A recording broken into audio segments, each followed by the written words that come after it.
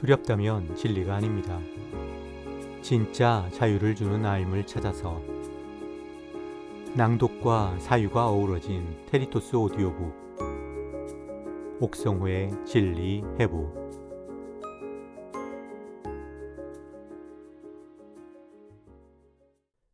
회사 생활 틈틈이 엔터테인먼트에 물든 부족한 기독교를 준비하던 2008년 9월 어느 날, 차고에서 무거운 물건을 끌다가 허리를 다쳤습니다. 바로 그 자리에서 주저앉아 아예 움직일 수가 없게 되었죠. 며칠을 꼼짝없이 누워서 지낼 수밖에 없었고, 그때 읽은 책이 바울 신학으로 유명한 E.P. 샌더스가 쓴 Historical Figure of Jesus, 예수의 역사적 모습입니다. 사람마다 책을 구입하는 방식이 있을 텐데요. 내 경우는 인용구에 감동을 받으면 출처가 되는 책을 삽니다. 샌더스의 책도 그런 케이스였을 겁니다. 아마도 어디선가 인용된 그의 글을 읽고 감동을 받았던 거지요. 그리고 허리를 다친 그날 그 책을 집어들었습니다. 마음을 편하게 하는 표지 속 인자한 예수의 얼굴, 더불어서 꼼짝없이 누워있어야 하는 며칠 동안 읽기에 딱 좋아 보이는 적당한 두께 때문이었습니다. 그런데 내 인생의 방향이 달라졌습니다. 종종 이런 생각을 하지요. 그날 차고에 가지 않았더라면, 갔어도 그 무거운 걸 끌지 않았더라면, 무엇보다 다른 책을 집었더라면, 내 인생은 과연 어떻게 흘러갔을까? 지금 어디서 뭘 하면서 살고 있을까? 시간이 조금은 더 걸렸을지 몰라도 결국에는 어떤 경로를 통해서든 지금의 결론에 이르지 않았을까? 글쎄요, 알 수 없습니다. 보수 기독교와 조금이라도 다른 시각을 향해서는 아예 귀를 막고 사는 기독교인이 얼마나 많습니까? 나도 그런 사람이 되지 말라는 법은 없으니까요. 2008년 막 40을 넘긴 그때까지만 해도 나는 단 한순간도 성경이 틀릴 수 있다는 생각을 한 적이 없었습니다. 아담은 말할 것도 없고 노아의 홍수에서 홍해의 기적까지 한치의 오류도 없는 역사라고 확신했죠. 하물며 예수의 생애야 말할 나위가 없었습니다. 처녀 탄생에서부터 각종 기적을 지나 부활에 이르기까지. 그런데 샌더스의 책을 덮는 순간 예수에 관한 나의 패러다임이 흔들리고 있었습니다. 처음으로 이런 의문이 든 거예요. 저자가 자기 마음대로 내용을 수정했다고? 예수님의 생애에 과장이나 왜곡이 있을 수 있다고? 주 예수 그리스도가 샌더스의 인도를 받아 역사 속으로 들어온 순간 한치의 오류가 없어야 할 진리에 금이 가기 시작한 겁니다. 샌더스 덕분에 새로운 눈으로 보게 된 대표적인 사건이 예수의 세례입니다. 사실 오래전부터 예수가 세례 요한으로부터 세례를 받았다는 건 커다란 의문이긴 했어요.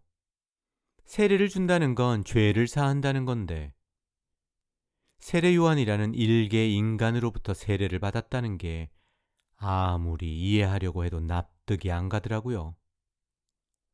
말이 나온 김에 이상한 건 그게 다가 아니었습니다. 예수는 자기 세대가 끝나기 전에 분명히 종말이 올 거라고 예언했는데 한 세대는커녕 무려 2000년이 지났는데도 세상은 아직까지 돌아가고 있지 않습니까? 솔직하게 말해서 예수가 틀렸다는 거잖아요. 하지만 이런 크고 작은 의문이 믿음을 흔들지는 못했습니다. 언제나 이런 식으로 별 탈 없이 넘어갈 수 있었거든요. 내가 부족해서 그래. 하나님의 깊은 뜻이 숨어 있을 거야. 아직 은혜가 모자라서 제대로 못 보는 거야. 가장 좋은 때에 하나님이 가장 좋은 방법으로 꼭 답을 알려주실 거야. 이런 거랑 비슷한 심리입니다.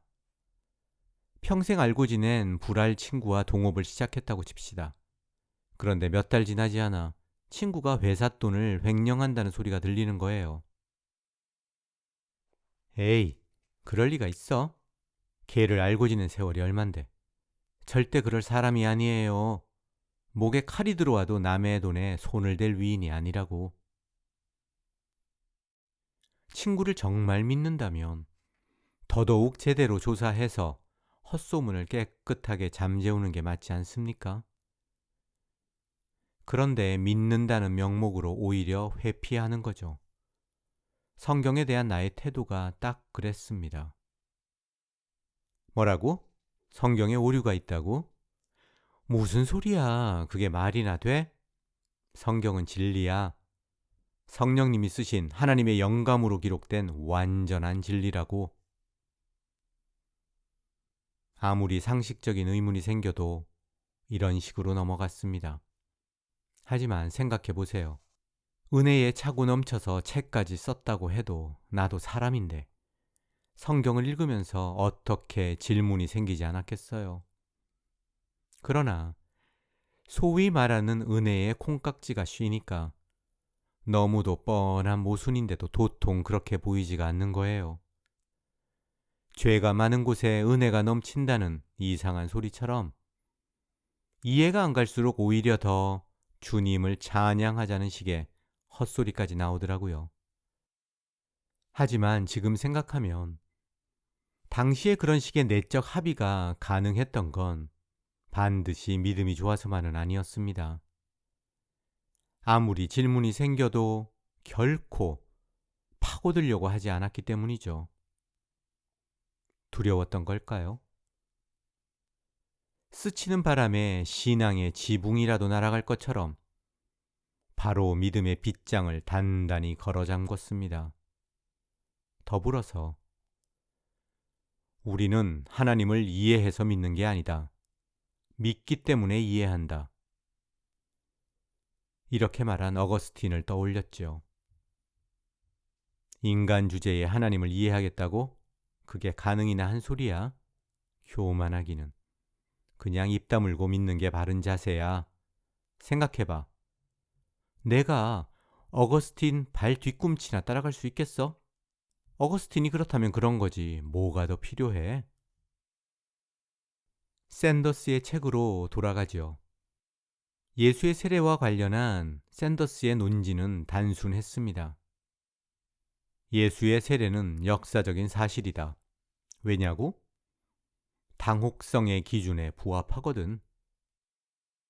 당혹성의 기준? 비유사성 기준과 더불어서 역사적 예수를 찾아가는 데에 가장 중요한 잣대입니다. 한마디로 말해서 굳이 밝혀서 하나도 좋을 게 없는 이야기를 하는 이유는 그게 빼도 박도 못할 사실이기 때문이라는 거예요. 예수가 세례 요한이 주는 세례를 받았다는 건 다 떠나서 세례 요한이 예수보다 한 단계 위라는 거 아닙니까? 당연하죠. 집사한테 세례받는 목사 본 적 있습니까? 게다가 세례를 받는다는 건 용서받을 죄가 있다는 소리거든요. 생각해 보세요. 예수가 누굽니까? 처녀의 몸에서 죄 없이 태어난 인간의 몸을 입은 하나님이에요. 그런 예수한테 죄를 사하는 세례를 준다는 게 말이나 됩니까?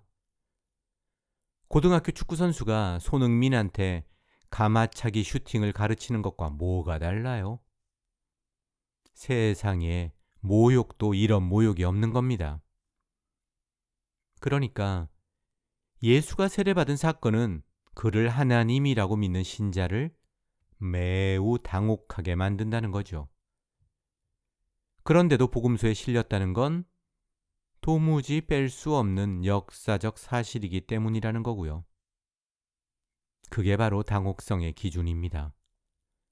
아주 쉽게 말하면 망신스러운 사건일수록 진짜일 가능성이 높다. 사실 거기까지만 읽고도 나는 적지 않게 당황했습니다. 당혹성의 기준이니 어쩌고 하면서 성경 속에서 숨은 그림을 찾는 거, 성경 속에서 진짜와 가짜를 구분하는 거, 그거 자체가 충격이었거든요. 이게 지금 뭐 하자는 짓이야? 무슨 기준에 맞으면 진짜고 아니면 가짜라는 거야? 성경 전체가 다 진리고 역사지 무슨 놈의 당혹성의 기준이야? 예수님이 세례를 받으신 건 우리 인간이 알 수 없는 깊은 뜻이 있어서야. 그게 뭐가 당혹스러워? 야, 샌더스, 너같이 구원받지 못한 사람이나 당혹스럽지 난 하나도 그렇지 않다고. 우리 예수님 당당하게 세례 받으셨어. 왠지 알아? 하나님의 거룩한 목적이 있었을 테니까. 속으로야 이렇게 외쳤지만 적지 않게 당황했습니다. 샌더스는 이어서 이 빼도 박도 못할 역사적 사실이라는 세례 사건을 복음서 저자가 어떻게 윤색 또는 각색했는지를 설명했습니다. 복음서 중에서도 가장 먼저 쓰인 마가복음에는 예수의 탄생이니 어린 시절이니 이런 얘기가 전혀 없어요.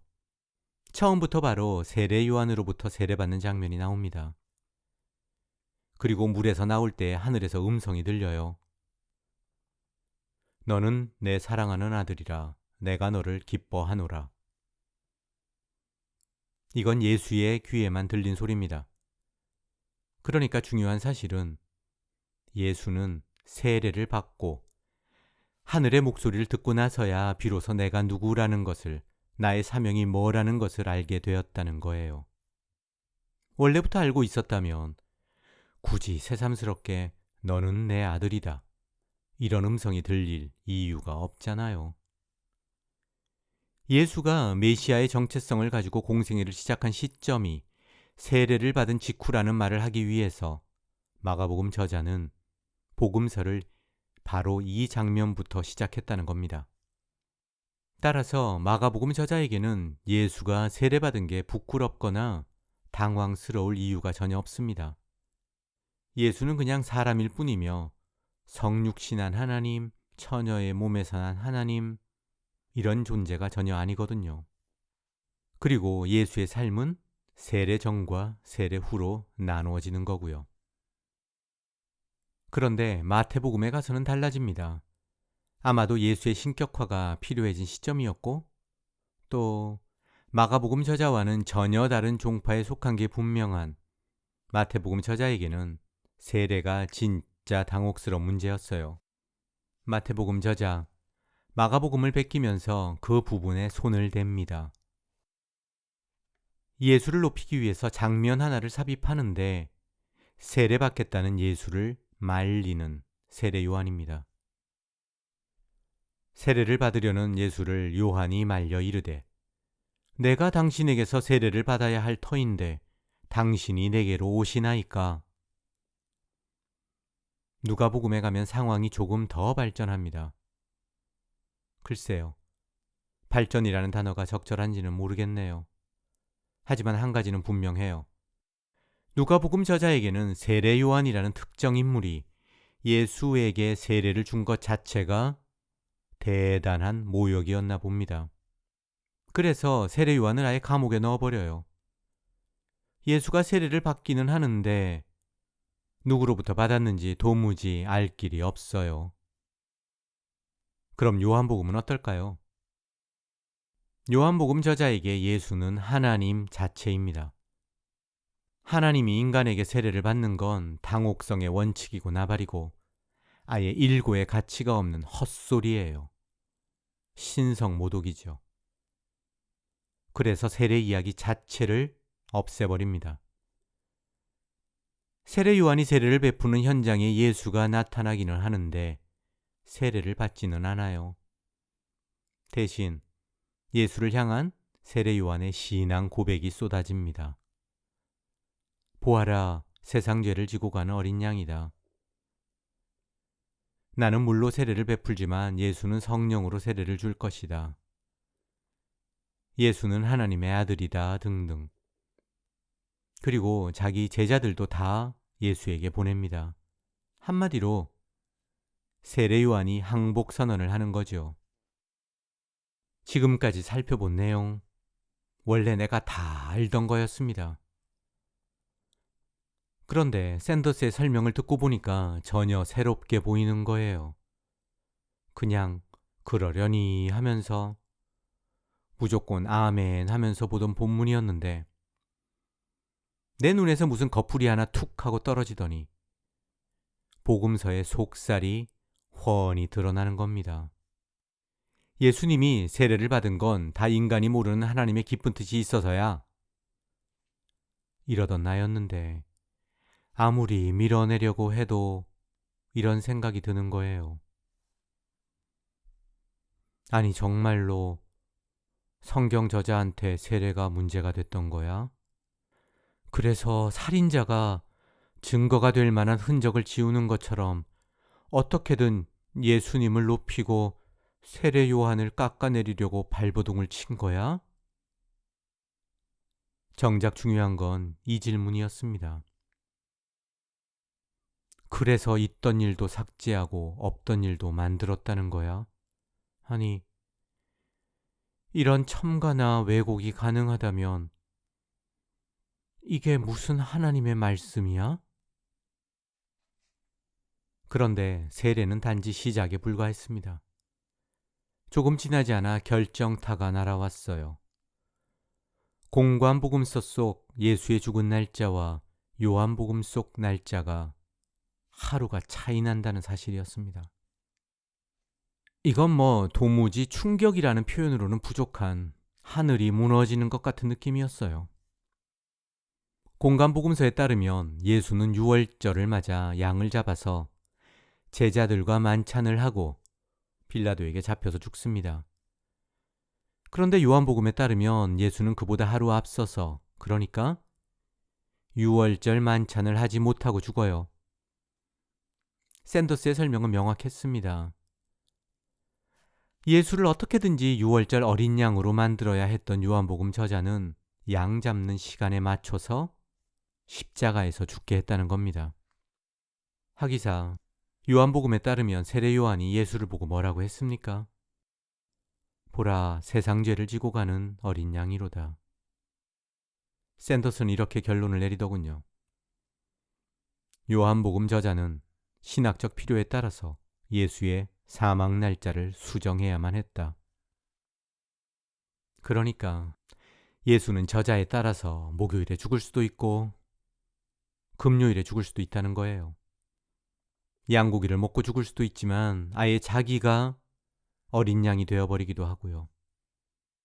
또 세례를 받았을 수도 있지만 아닐 수도 있고요. 이게 다 무슨 소리입니까? 내 속에서 뭔가가 꿈틀거리면서 폭발하려고 했습니다. 한마디로 예수가 창작물이라는 거잖아요. 허리를 다치기 얼마 전에 마케팅에 물든 부족한 기독교가 나왔는데 마지막 장 제목이 마케팅 교회 극복을 위한 복음의 능력 회복입니다. 나는 거기에서 복음의 능력은 십자가에 대한 바른 이해에서 나온다고 역설했습니다. 정말 피가 끓는 심정으로 한자 한자 써내려갔고요. 그렇게 간절하게 외쳤던 십자가인데 십자가가 예수의 죽음이 저자에 따라서 얼마든지 각색이 가능하다고? 내가 생명까지 바쳐서 지키려던 십자가가 그런 거였다고? 어느 순간부터 허리 통증조차 느끼지 못했습니다. 책을 덮으며 마지막 장에 이렇게 적었어요. 나 이제 어떻게 살아야 하나? 오늘은 여기까지입니다. 내 인생의 터닝 포인트 마지막 시간으로 이어집니다. 지금까지 들어주셔서 고맙습니다. 구독과 좋아요, 알람 설정 잊지 마시고요. 지금까지 진리예부 옥성호였습니다.